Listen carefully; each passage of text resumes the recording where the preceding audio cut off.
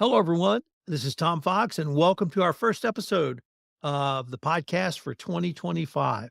Today, I'm absolutely thrilled to have with me Conrad Bibens. Conrad has recently published a book entitled The Best General in the Civil War on a topic that I have been fascinated about literally for 45 years. So, with that incredibly long winded introduction, Conrad, first of all, welcome and thank you so much for taking the time to visit with me today. Thanks for having me. Could you tell us about your professional background before we get to the book itself?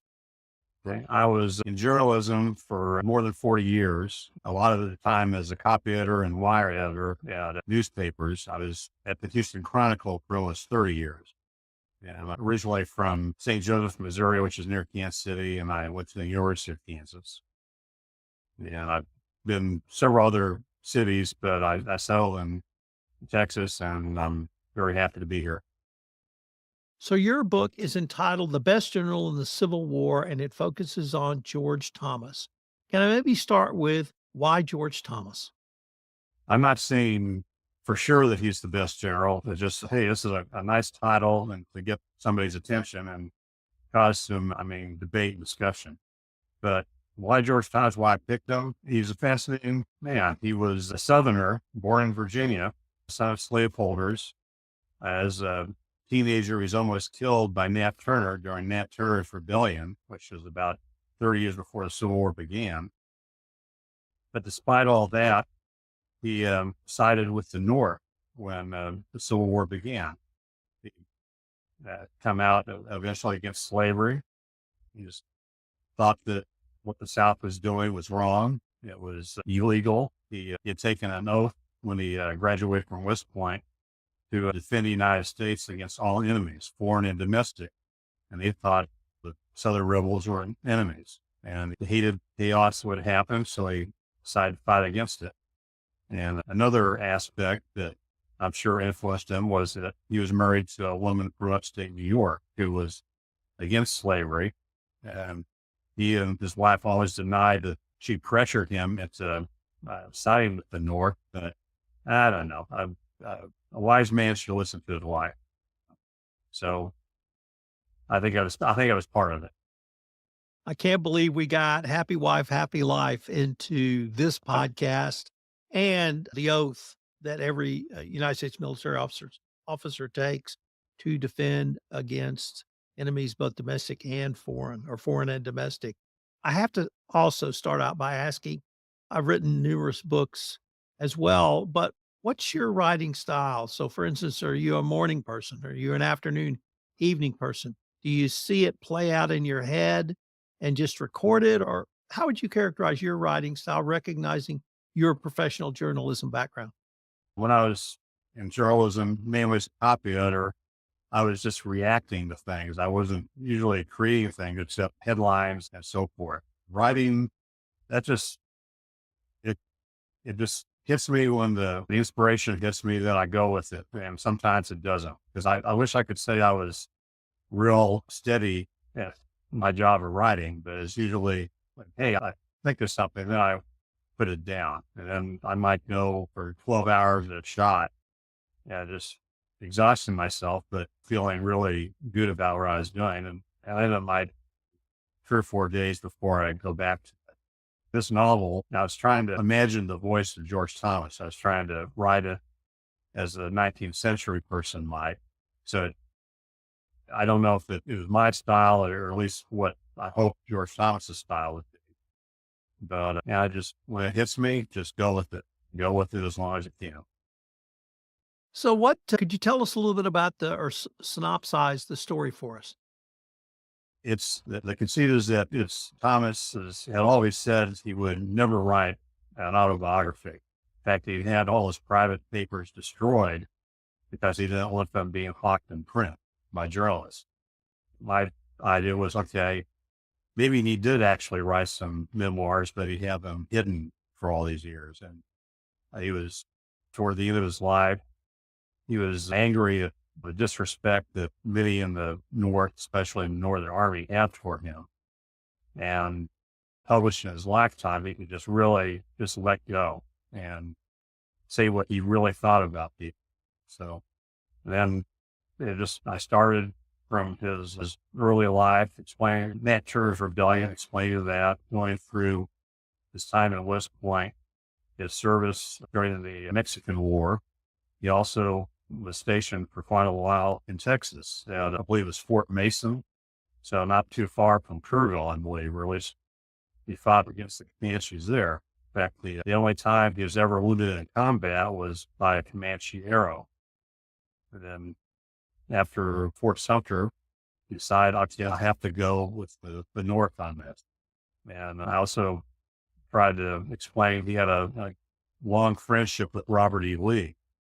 And I think both of them knew that slavery was wrong, but Lee decided I can't go against Virginia. And Thomas decided I have to go against Virginia. And Could you tell our audience what Nat Turner's rebellion was and the impact it had on the psychology of the South? sure, if Nat Turner was a slave, he was also a preacher. He had a pretty big following. In fact, even whites listen to him sometimes because he's a very good preacher. But he lived in Southern Virginia. Then in 1831, he had a vision. He decided, okay, it's time for Black people to be free, and we need to kill all the white people. With about 70 followers, he killed his own owners, and then they went out all across Southern Virginia and killed about 60 white people before finally the militia was called out, and he was overtaken, or his people were defeated. One of the farms they went for, plantations, was the family of George Thomas. And George Thomas, his father already had died, but he and his mother and his other siblings barely escaped from Turner. And they went to the swamp and got away. And despite that, he had been pretty kind to the slaves on his family plantation. He had taught them to read and had treated them with respect. So the slaves of the Thomas family did not join the Turner's rebellion. They escaped from Turner as quickly as they could. And I think this had a pretty big effect on Thomas. I think he realized, okay, these slaves are human beings and they want freedom, just like we want freedom.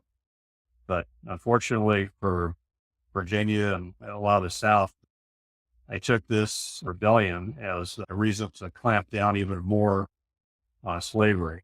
They supported it even more strongly. They passed laws to really limit the slaves even more than they already limited. In fact, they would have made George Thomas a criminal for teaching slaves to read and write. So it really hardened their position. Like I said, this happened about 30 years before the Civil War began. And it entrenched the Southern position, and the North hated slavery, but they didn't necessarily, the white people in the North didn't, particularly African Americans, but they hated the idea of slavery. And so the two sides just became more and more divided.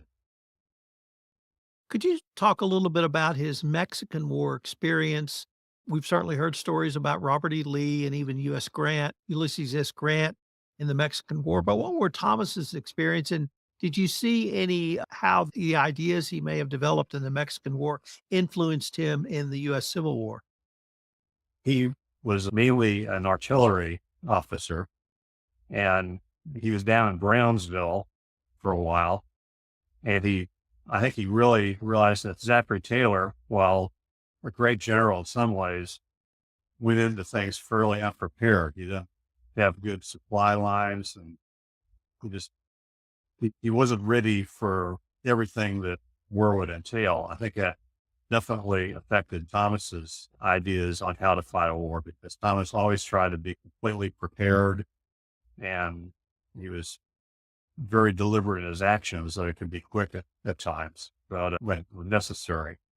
But we also saw that you just have to be prepared, not just with supplies, but to know that whatever happens, whatever plans you have to expect the unexpected. The enemy's going to do something else. And Thomas, I think, was a captain, and as you'd expect, he was very brave and held the line many times. He was slow to retreat because he thought, okay, I have to protect the rest of the people around me. He firing to the last moment. And a couple of the officers who sort of rescued him and saved his life were Braxton Bragg and Jefferson Davis, who were also very good soldiers in the Mexican War. Of course, they would, Bragg and Thomas would become terrible enemies, but at that time they were great friends. And Jefferson Davis was also very impressed with Thomas, and he made sure that Thomas got a couple of good promotions that helped him advance up and learn more about the art of war, especially as being a general. You learn a lot from the Mexican War. Of course, everybody did.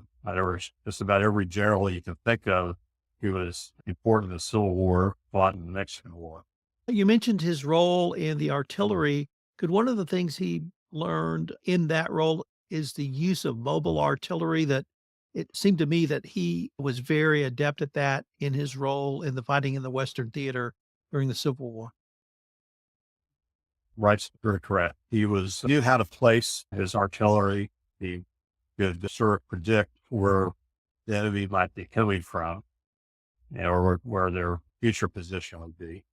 And even though he had a nickname, Slow Trot, meaning some people thought he was slow, he was actually very quick when it came to placing artillery. He was very good with horses, and he knew how to move the artillery fast with these horses to wherever they needed to be.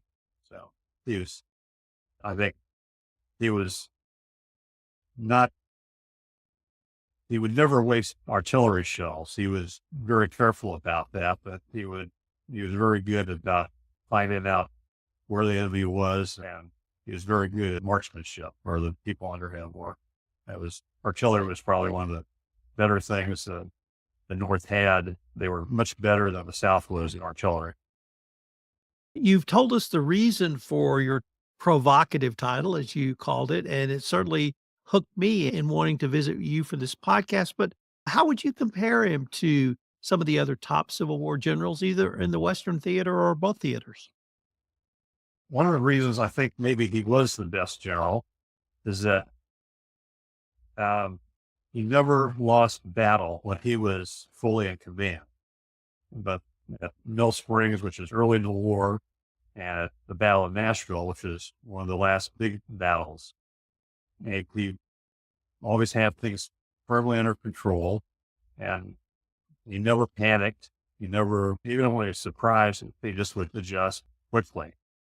And he was also careful with the lives of his men. I mean, of course, people are going to die. This is the terrible tragedy. But he didn't want to just, throw them against barricades and just hope something would happen. That would just be wasteful. And sometimes Grant, Sherman, and Lee, Stonewall Jackson, sometimes your whole idea of generalship was just to tell his men to charge and hope something good would happen. Thomas he had more of a plan. He actually thought, okay, if I go this way, maybe I can get around him, something. I mean, obviously Lee and Stonewall and Grant and Sherman had their moments. They were quite good at times, but I think they were somewhat wasteful of human life. And Thomas tried to be more careful, in my view. You've told us about why or how General Thomas went with the North in the conflict. How did this affect his career and legacy? There's two things. Number one, it took Lincoln a while to trust him fully, even after Thomas wanted that what was probably the first big victory of the Civil War at Mill Springs. Lincoln still promoted other people ahead of him. And of course, by the time at Chickamauga, when Thomas kept what would have been a horrendous Northern defeat, he kept it from being the total annihilation. That was when Lincoln finally started to think, okay, Now, Thomas is good. Thomas, I can trust him. But I think many cases, a lot of the Northerners never fully trusted him, at least the first couple of years. And it caused some bitterness by Thomas, but he would put it aside and say, we have to win this war. And I'm not going to be a prima donna about it. But of course, in the South, he was hated for this, even though there were other Southern officers who went with the North. He wasn't alone in this. Probably 3 out of every 10 officers who were from Virginia sided with the North, including Jeb Stuart's father-in-law and Winfield Scott. But for some reason, Thomas was the most hated. Like Jeb Stuart always said, if we catch Thomas, I'm going to hang him. And so he was hated across the South, and it became, something that he didn't particularly, it didn't bother him that as much as you expect. He just was very pervious to a lot of insults, but he just, even after he died in 1870, this is before Reconstruction ended, I think the South just sort of swept his reputation like under the rug. I didn't even want to think about how good he was. I think the North also didn't give him as much respect as they should have, because after Reconstruction, they just wanted the North and South to get along and have a suitable working relationship. And I just thought, okay, if we give Thomas too much respect, it's just going to cause irritation in the South. It's almost like he's an inconvenience to us, and is also an insult to the Southern mythology of the lost cause. Everybody in the South thought we're all united for the Confederacy. Of course, it was a very divided country in the South. Very many people in the South did not want to succeed. They were, I think, almost pleased in a way that they were back in the Union. Thomas, I think, sort of became shoved to the side. In fact, when Grant and Sherman wrote their autobiographies, while they were respectful toward Thomas, Thomas had already been dead for several years by the time these generals wrote their autobiographies. They still kind of hectored Thomas in print, like, oh, he's just too slow, he's too deliberate. And I don't know, I think he was as fast as he needed to be. So these last 4.5 years of his life after the end of the war up until his death in 1870, where did he live? Various places. He was like in Nashville for quite a while. He was given command of several states, I guess, as a military governor, military commander of these states that were still being slowly brought back into the Union. And they had to fight against the Ku Klux Klan at that time, and was fighting for the civil rights of the freed slaves to make sure that they could vote. They would not be harassed by the whites in the South. And then toward the end of his life, he was sort of sent in exile to San Francisco. Grant had become president by this time, and Grant really didn't want Thomas anywhere close to him, so he sent him all the way to San Francisco, where he's the military commander there. And Thomas actually went up to visit Alaska for a while. This is after Alaska was purchased from Russia. And so he got to see, I guess, all the wildlife in Alaska. I don't know how deep he got up there. I don't think he got to where the Denali National Park is, but he certainly saw Alaska. That was Thomas was pretty well traveled, even for a general. But then anyway, San Francisco is where he died. Are there any leadership lessons you can draw for the modern business professional from George Thomas's really remarkable life, Conrad? In business, you're supposed to be trustworthy. You're supposed to have integrity. And Thomas had that, both as a leader and as a subordinate general. Because when he was serving under when Thomas was serving under Sherman could completely trust Thomas. He doesn't have to worry about, I got to keep my eye on him all the time and make sure he does the right thing. So as both a leader and as a subordinate, Thomas is very good. And one of the reasons you could trust him was that he was not devious, as he wasn't always trying to intrigue and to rise up the corporate or the military ladder by unfair tactics. He wasn't a backstab.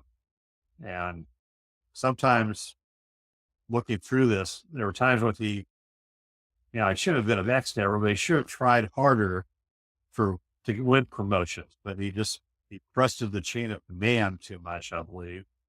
And he let lesser men be promoted over him. And that's good for his own self-respect, but I think for the good of the Union, he should have had bigger commands earlier in the war. So maybe he needed to be a little more devious, or just say, hey, he should have tried to grab Lincoln's ear and said, hey, this guy's not doing his job. I can do it better. So I think in business, you want the best at the top. And he got almost to the top, but he should have gotten there quicker. I think maybe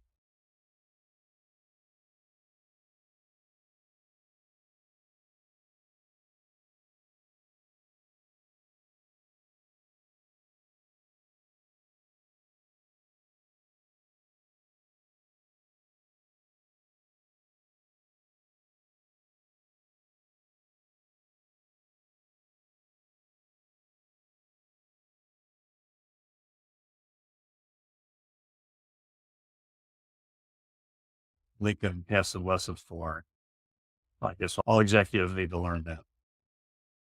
Conrad, unfortunately, we are near the end of our time for this episode. But before we leave, I wanted to ask you if our listeners wanted to connect with you or purchase the book or find out more about it, what might be the best place or places for them to go?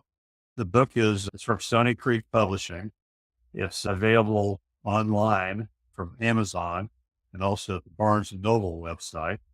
I think there's also Kindle ebook versions if you want it that way. If you want to contact me, my email is cnbivens. That's spelled C-N, B as in boy, I, B as in boy, E-N-S, 103 @gmail.com. And I'd be glad to discuss anything with anyone. I don't know if the book is available at many bookstores. Tried to promote it a few times, but I know it's available, as I said, on Amazon and Barnes and Noble websites.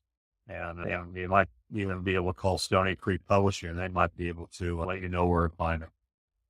Publisher's name is Lawrence Duffy, who lives in the Hill Country also.